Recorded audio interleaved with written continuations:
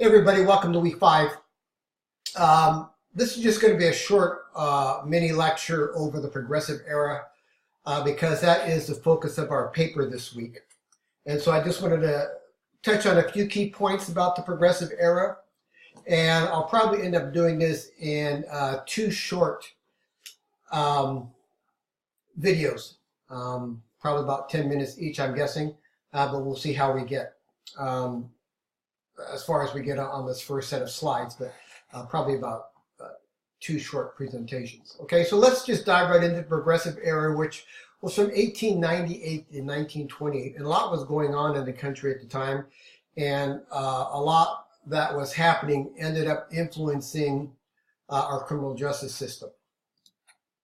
So as a matter of introduction, the progressive era was an era of change. There was a lot going on in the country, for not only from a political perspective, a social perspective, but also an economic perspective.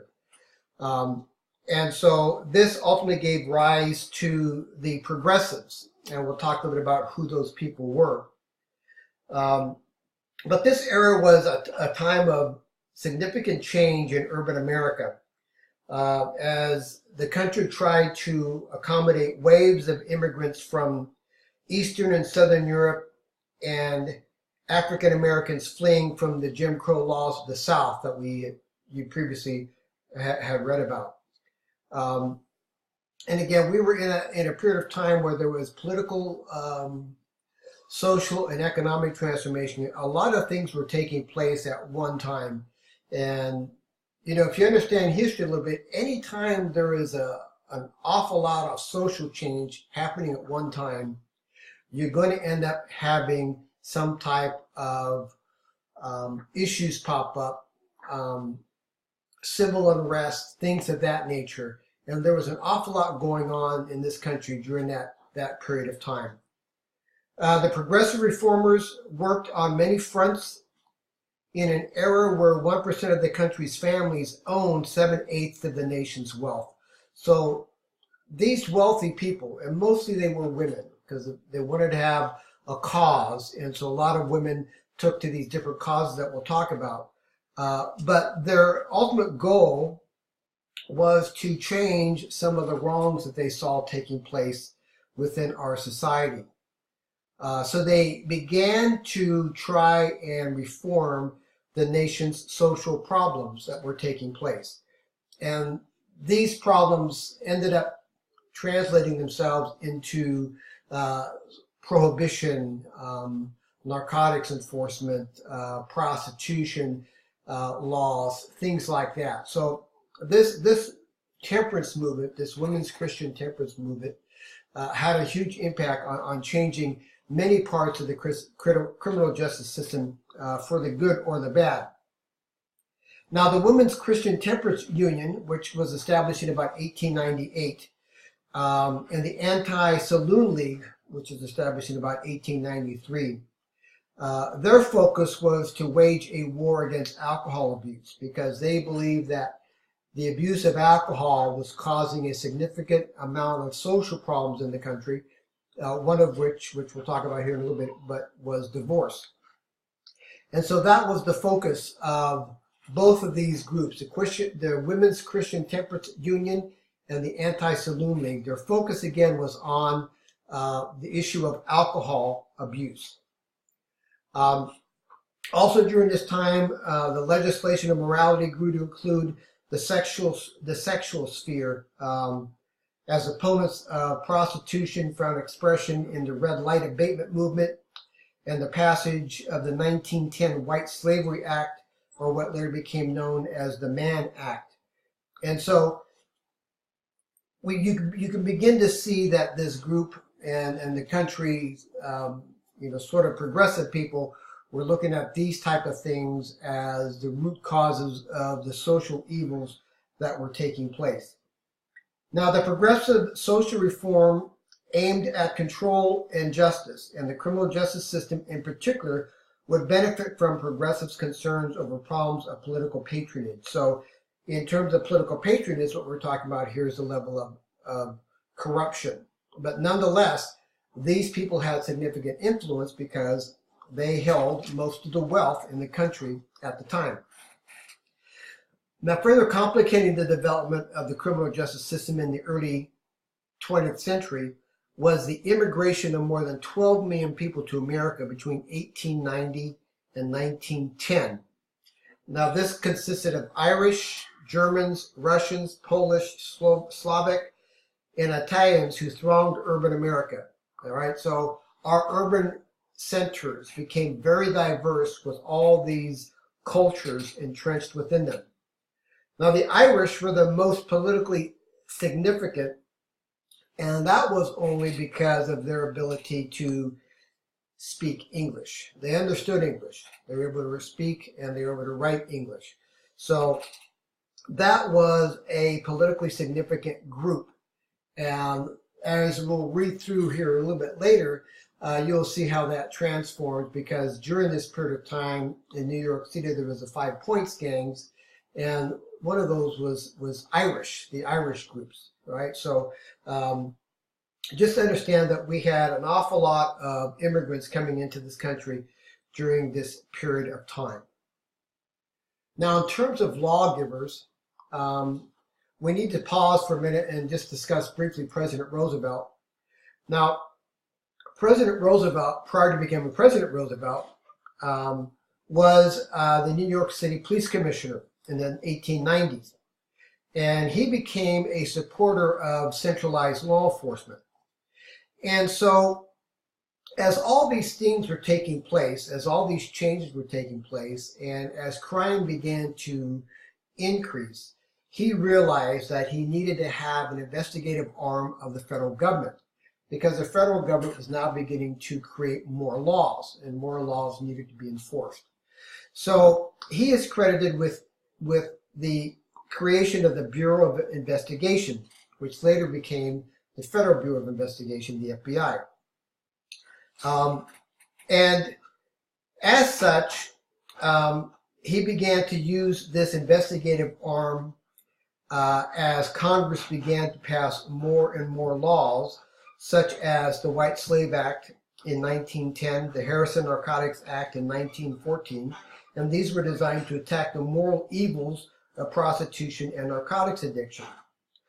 Congress also passed the Espionage Act in 1917, the Sedition Act of 1918, because we were getting in that period of time when World War II was taking place, World War I was taking place, and so these laws came into effect, and so ultimately the role of the Bureau of Investigation became very important. And so this was one of the key things that you can attribute to Roosevelt. Now, also taking place during this period of time was the level of the American divorce rate. Now, the divorce rate had become the highest in the world in about 1915.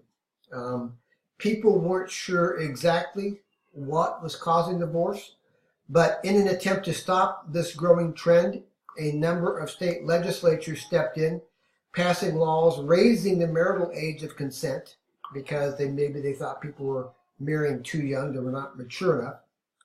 Laws prohibiting common law and interracial marriages and polygamy, and imposing new physical and mental health requirements for those seeking to get married.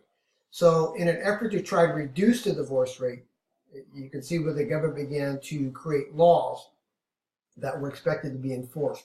So again, using the criminal justice system as a means to address some areas of concern that were taking place within the society. And we still do this same type of tactic today. I mean, when you look at the crack cocaine epidemic in the 1980s, laws were created at the federal level and state level.